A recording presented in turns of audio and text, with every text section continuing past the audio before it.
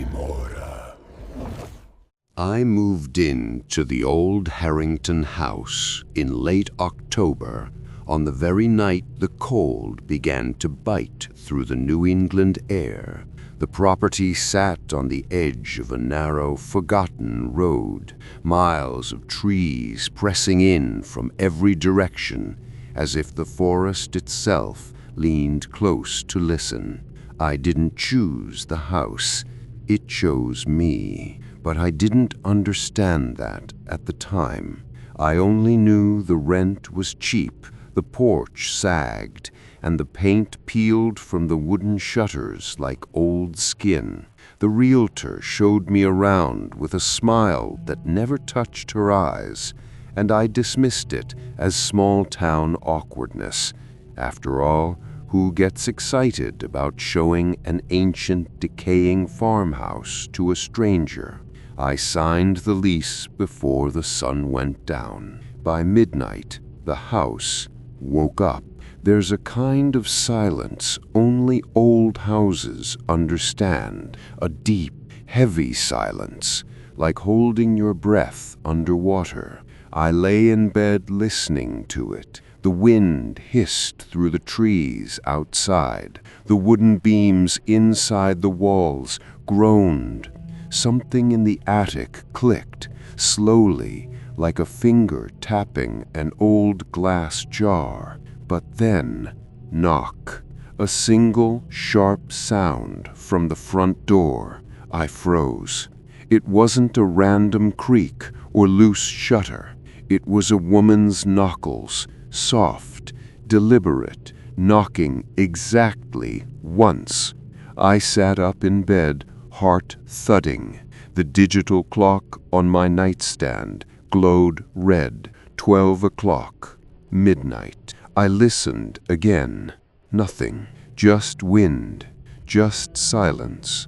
Just the echo of that one quiet knock still vibrating in my chest. Maybe I imagined it. But when I finally gathered the courage to step out of bed, my legs felt like cold cables under my skin. I crept through the hallway, passing framed pictures left by the last owners, pictures I hadn't bothered removing yet. In every photo, the Harrington family stood in front of this house, stiff smiles, old-fashioned clothes, and a woman in black standing at a distance behind them, always behind them, always blurred, always the same shape. I didn't have time to think about it, because when I reached the living room and stepped toward the door, knock, a second one, softer, as if she knew I was now standing on the other side. My breath caught. I didn't open it. I couldn't. Instead, I whispered through the wood, "Who's there?" Silence. Just as I turned to step back, a woman's voice, gentle and breathless, whispered from the other side of the door, "You left me outside." A chill ripped through my spine so violently I staggered. I didn't move for several seconds, didn't breathe, didn't blink. Then the voice came again, softer, almost pleading. "Please, I know your name." I backed away from the door, my heart pounding so hard I couldn't hear anything else. My name. She said she knew my name, but I hadn't told anyone in town. I hadn't met a single neighbor. Nobody knew I moved in yet. "How?" I whispered to myself. Then something slid across the floor on the other side of the door. A faint dragging sound, like someone pressing their cheek to the wood, leaning in, listening to my heartbeat through the cracks.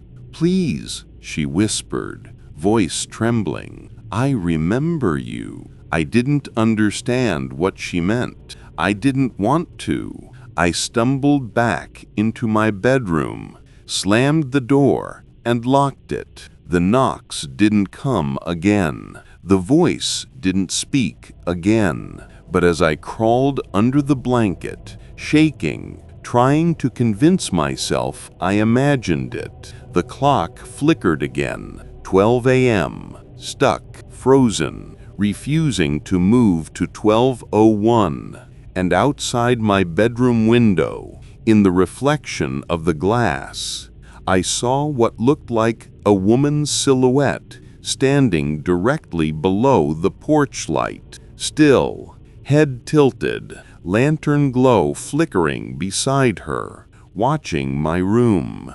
Her lips moved, and though I couldn't hear her, I knew exactly what she said. My name. She wasn't knocking anymore. She was waiting. I barely slept that night. Every time I drifted off, I jolted awake, certain that I'd hear her knocking again. But the house stayed silent, too silent. When morning light finally pushed through the blinds, it felt like breaking the surface after drowning. I got dressed, stepped outside, and checked the porch.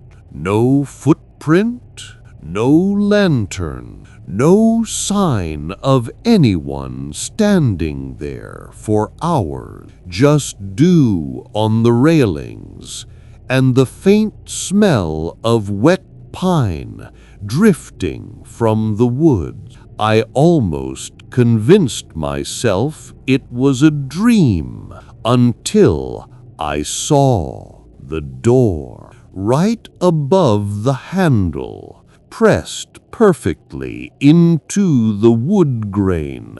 A fresh imprint, a woman's hand, long fingers, cold, pale outline, as if she pressed her palm against it for a long time, maybe the entire night. I covered it with my own hand. Her fingers were longer, much longer. That's when the neighbor showed up. An old man, white beard, heavy jacket, hat pulled low, walking his dog across the gravel road. He stopped when he saw me standing frozen on the porch. "You moved in last night?" he asked. "Yesterday evening," I answered. He looked at the house, then at me, then at the woods. "You hear anything strange?" he asked carefully. My throat tightened. "What do you mean?" Instead of answering, he pointed toward the tree line. "You stay inside after dark, lights off, curtains closed. Do you understand?" It sounded like a warning, not advice. "Why?" I asked. He hesitated, shifting his weight. "Because after midnight, she looks for the ones who can hear her." My blood ran cold. "Hear? Who?" He didn't look at me. "The widow." I swallowed hard. "A woman came to my door last night," I whispered. "She knocked, and she said my name." The old man's face drained of color. "Oh God," he muttered. "It's too soon." "Too soon for what?" I asked. He stepped closer, lowering his voice. "How many knocks?" he asked. "One," I said. He shut his eyes, exhaled slowly. "Then she's chosen you." I felt the world tilt under my feet. Chosen me? For what? He whispered. For remembering her. Before I could ask what that meant, his dog began barking wildly, pulling away from the forest edge. The old man quickly tugged the leash, backing away. "You need to listen carefully," he said urgently. "If she knocked once, she's not trying to enter." I frowned. "Then what is she doing?" He looked directly into my eyes, fear trembling across his face. "She's warning you." My breath hitched. "About what?" He swallowed hard, staring toward the house like he hated remembering something. "The knocking is never the beginning," he said softly. "It's when she starts whispering, that's when she's inside." Something cold twisted in my stomach. "I didn't open the door," I whispered. "I didn't let her in." The old man shook his head. "You don't open the door for her," he said. "She opens it for you." My mouth went dry. What does she want from me? The old man began backing away again, pulling his terrified dog with him. "She tries each new tenant," he whispered, "but she's been waiting for the right one to return." "Return?" I repeated. "I've never been here before." He stopped walking, looked back at me, and spoke the words that hollowed out my chest. "Yes, you have." That night, I taped the windows, locked every door, turned off every light, but the clock in my bedroom flickered at 11:59 p.m.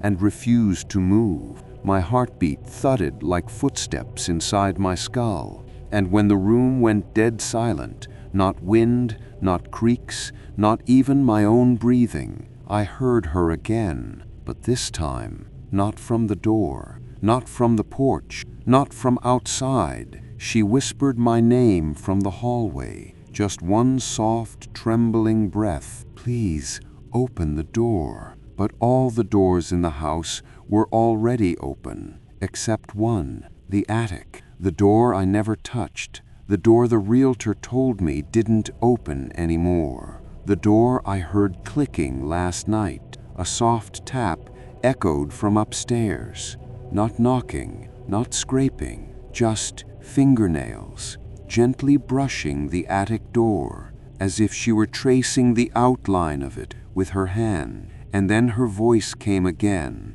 closer, clearer, full of aching familiarity. "I remember what you did to me."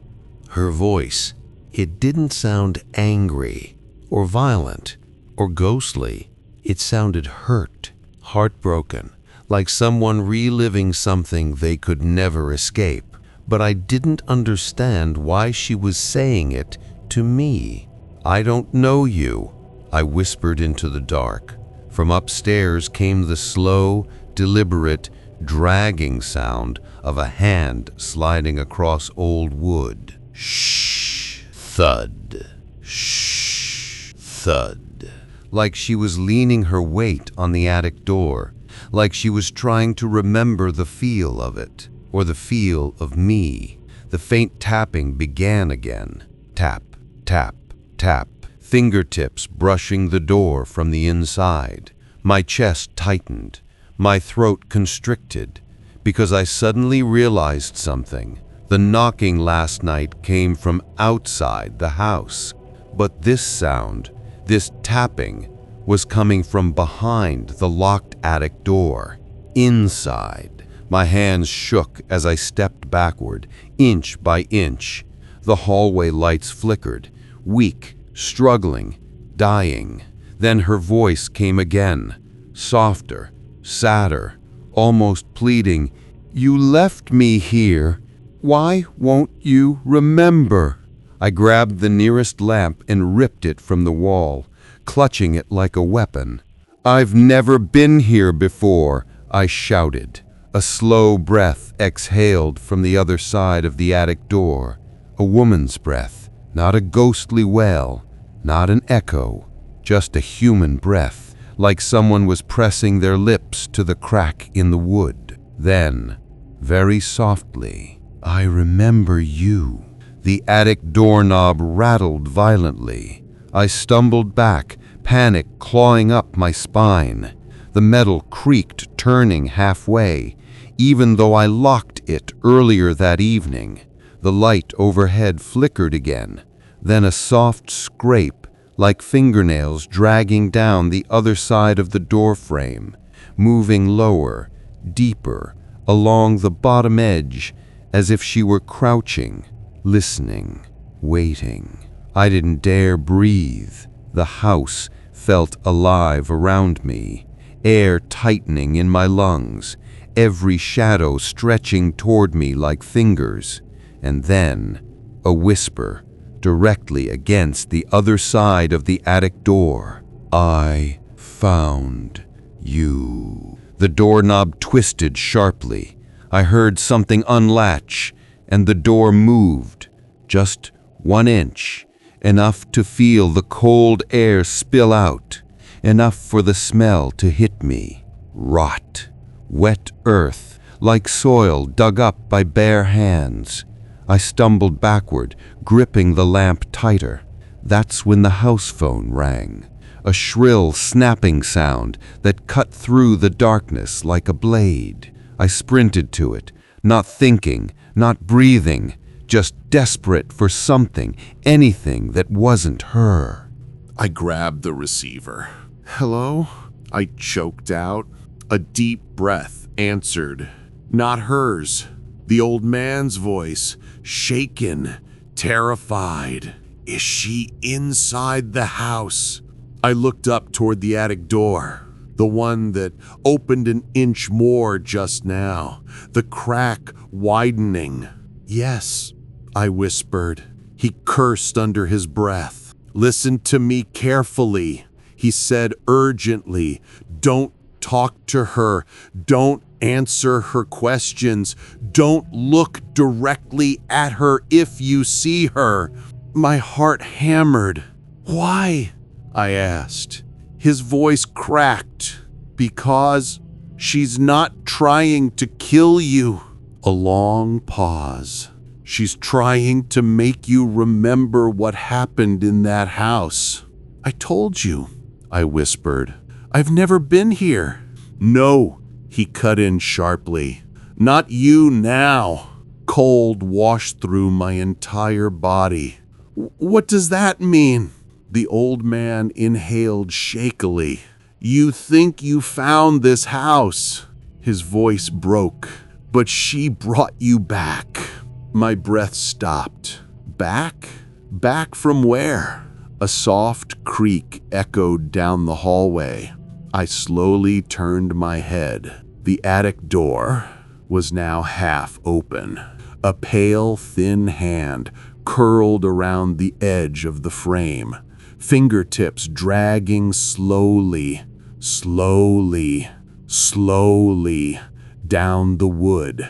And then something stepped into view. Not a full body, not a face, just an antique lantern, rusty, old, glass cracked, its flame flickering, weak, blue, and cold. The woman was standing just behind the light, barely visible, but close, so close. Her breathing, soft and trembling, filled the hallway. The old man's voice whispered through the phone, "Don't move." But it was already too late. She whispered my name again, but this time I remembered the way she said it, like I'd heard it before, from another time, another place, another life. And that's when the fear inside me changed. It didn't feel like a stranger calling my name.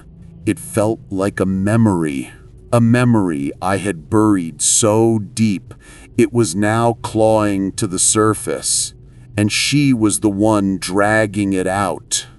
The lantern's glow flickered in the hallway. that sickly blue flame trembling like it was breathing. And behind it, behind that cracked glass, I saw her outline. Tall, thin, head slightly bowed, hair hanging like wet threads over her face, shoulders sunken as if carrying decades of grief. But it wasn't her shape that paralyzed me. It was the way she stood, angled toward me, tilting her head with the exact familiarity of someone who knew me too well. The phone trembled in my hand. "Back away," the old man whispered urgently through the receiver. "Keep your eyes down. Do not make eye contact." My breath came out shaky. "I can't," I whispered. She's staring right at me." He inhaled sharply. "You looked at her." "No," I choked. "I can't see her face. The lantern." "That is her face," he whispered. Cold tore through me. The lantern flame flickered, pulsing brighter, like a heartbeat inside the glass. Every time it glowed, her shadow stretched longer across the wall, reaching toward me, shivering like a living thing. She took one single slow step. The floorboard beneath her foot didn't creak, didn't groan, didn't react at all. It was like she wasn't touching the ground, like she wasn't touching this world. She lifted the lantern slightly, and the flame inside elongated, stretching upward, as if it wanted to see me. She whispered, "You used to follow my light. Do you remember?" My knees buckled. The old man's voice hissed through the phone. "She's trying to pull memories out of you.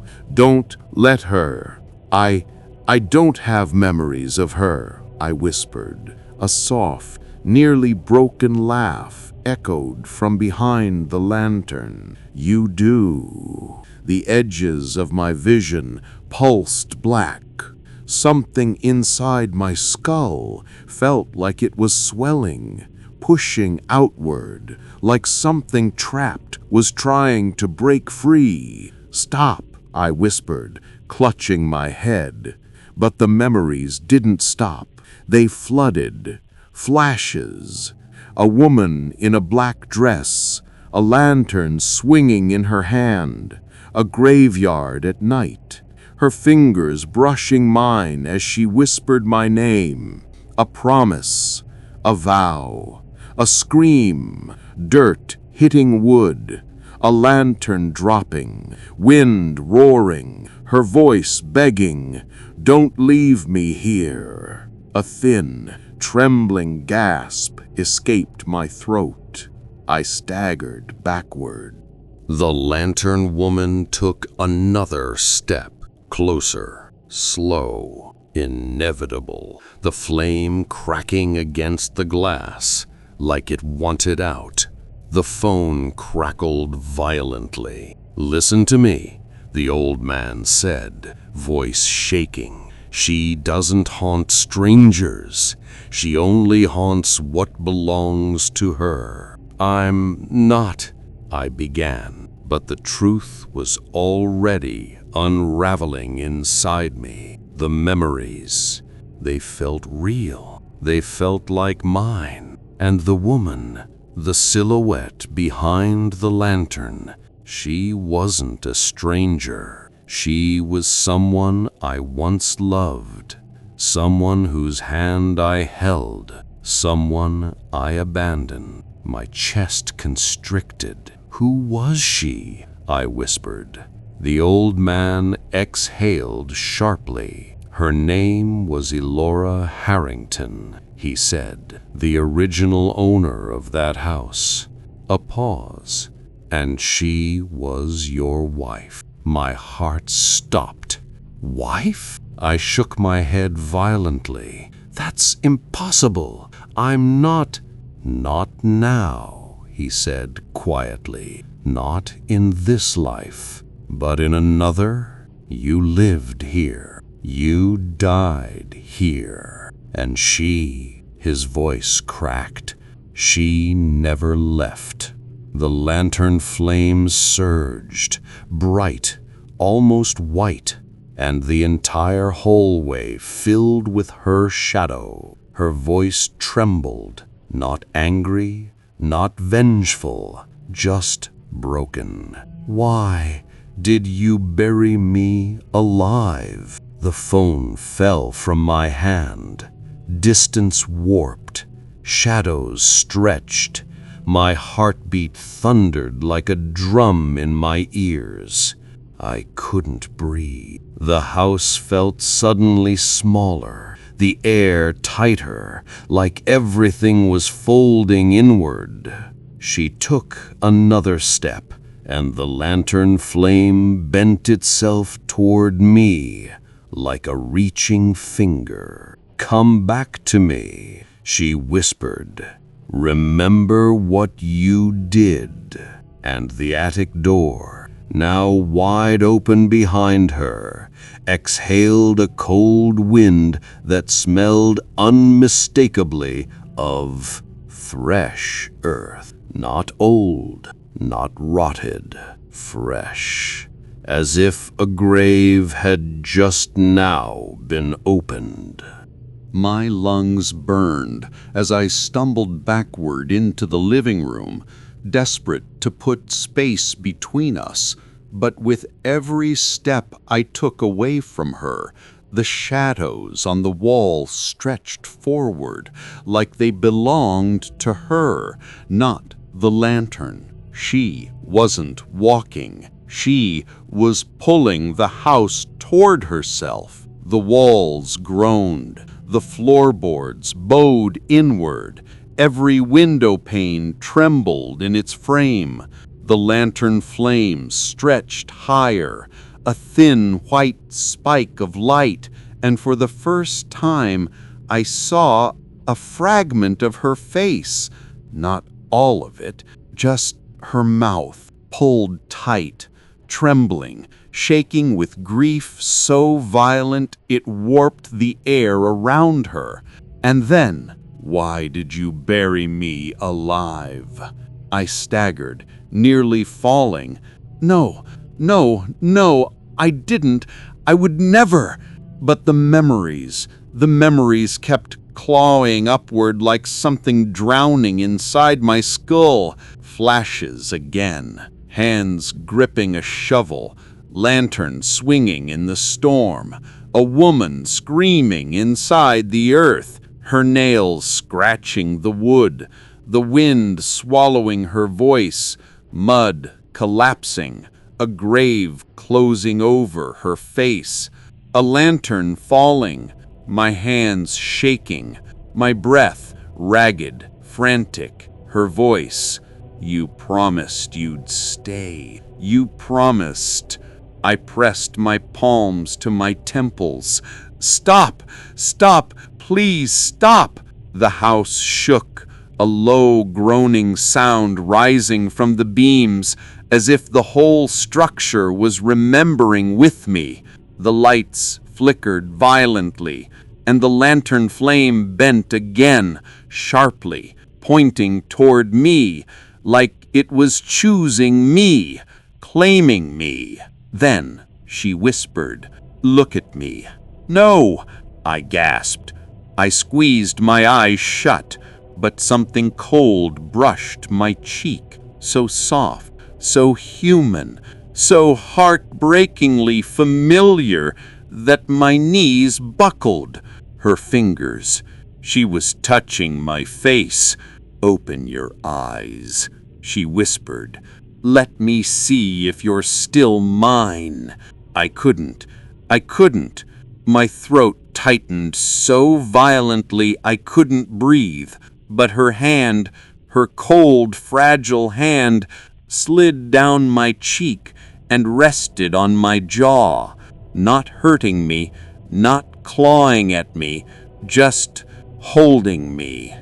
As if she had done it before, as if she used to trace my face with those same fingers when she was alive. Memories cracked open again, not flashes this time, full moments, her laughter, her hand in mine, the wedding lantern she carried during our vows, her smile, her tears, the storm, the argument, the scream, the ground giving way, my fear, my mistake. I fell backward onto the floor. "Please," I whispered, shaking. "I didn't mean to. I didn't know you were still." Her hand tightened on my jaw, just enough to stop my words. Then, with a heartbreaking softness, she whispered, "Then remember what you promised me." The lantern flame expanded viciously, stretching across the ceiling, splitting into branching veins of white light like cracks in reality. Her shadow moved forward, slow and inevitable. She stepped out of the darkness, and for the first time I could see her fully. Her dress, black, soaked, shredded. Her skin, ashen, thin, stretched over bone. Her eyes, two hollow, glimmering points behind the lantern's glow, and her mouth shaking with a grief so deep it almost didn't feel human. She knelt beside me, her hair brushing my chest as she leaned close enough for her voice to tremble directly into my ear. "If you truly didn't mean to bury me," her cold fingers slid down my neck to my shoulder, hovering like a memory trying to return to its place.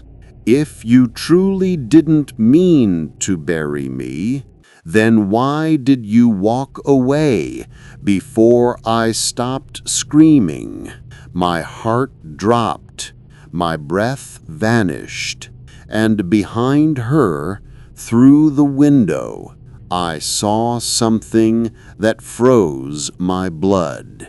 Shadows moving in the yard, many of them, tall, thin, lantern lit, as if others were coming, as if she wasn't alone, as if the dead who died remembering me were gathering. The widow lifted her face to mine and whispered, "It's time to finish what you started." The shadows outside the window grew taller, dozens of them, all holding lanterns with the same flickering, broken light. It was like the entire yard filled with silhouettes of the dead, but none of them moved. They stood perfectly still, as if waiting for her command, or waiting for me. My breath came shallow and sharp. "Elora," I whispered, the name slipping out before I realized I remembered it.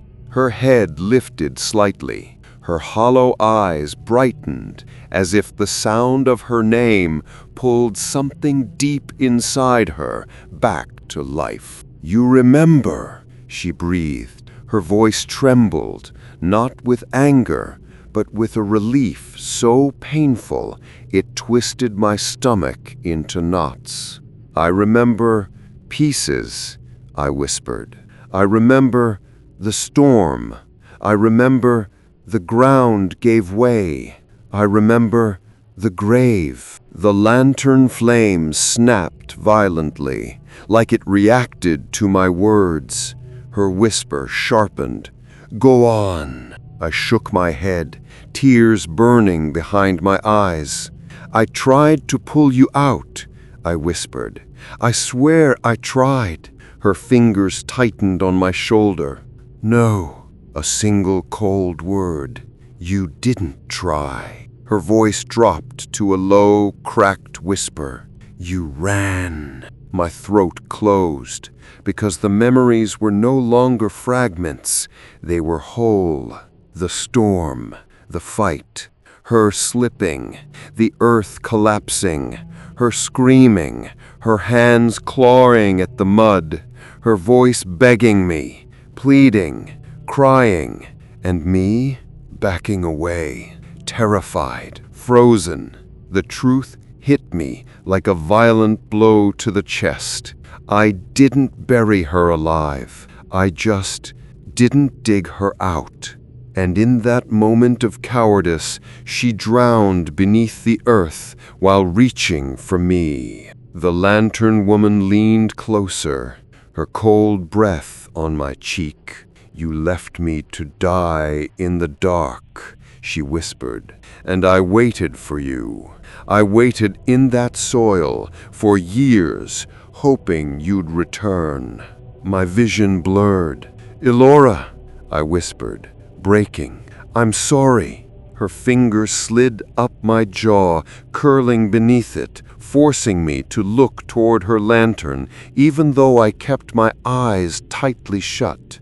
"Apologies are for the living," she breathed. "You made a promise, and death does not end a promise." The shadows outside the window began to shift, not forward, not closer, just awakening.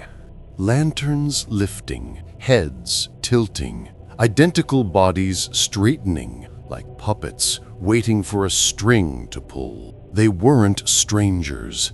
I recognized their faces.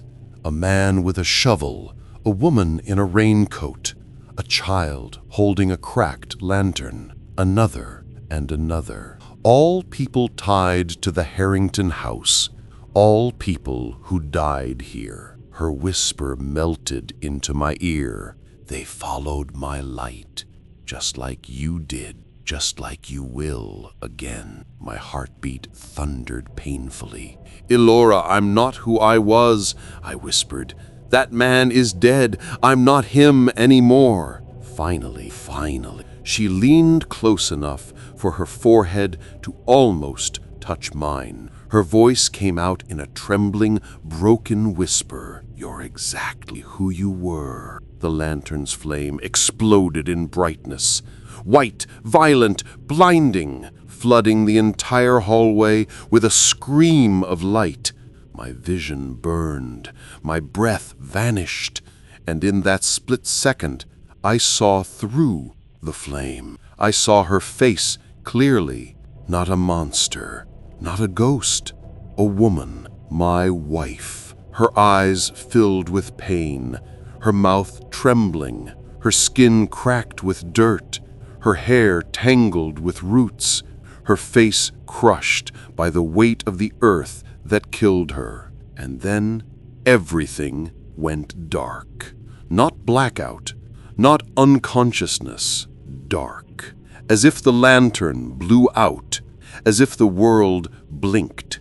When my vision returned, the lantern was gone. Elora was gone. The hallway was empty, but the front door, the door she had knocked on the first night, was wide open. Cold, damp night air drifted inside, and from the forest path leading away from the house, I saw her lantern's blue flame glowing between the trees. It flickered once, twice, then began to move. slowly, away from the house, like she was walking back to the place where she died, inviting me to follow. The old man's voice echoed faintly from the fallen telephone. "If you follow her, you won't come back." But my legs moved on their own, like they remembered the path, like they remembered walking behind her in another lifetime. The cold night air wrapped around me the moment I stepped outside, as if the world beyond the doorway had been waiting, silent, breathless, hungry. Her lantern glowed faintly between the trees, a thin blue pulse in the darkness, not bright enough to reveal her, but just enough to pull me forward. My feet moved on their own. The old man shouted faintly through the phone behind me, but his words were swallowed by the wind. The forest was silent, too silent. No insects, no owls, no rustle of branches, just the distant tapping of her footsteps, soft and deliberate, leading me deeper, back toward the place where everything began. I followed the faint blue light down a narrow trail carved through the trees. It felt familiar, too familiar. Every few steps the lantern flickered sideways, as if she turned to make sure I was still behind her, still hers. The deeper we went, the more the memories clawed their way back.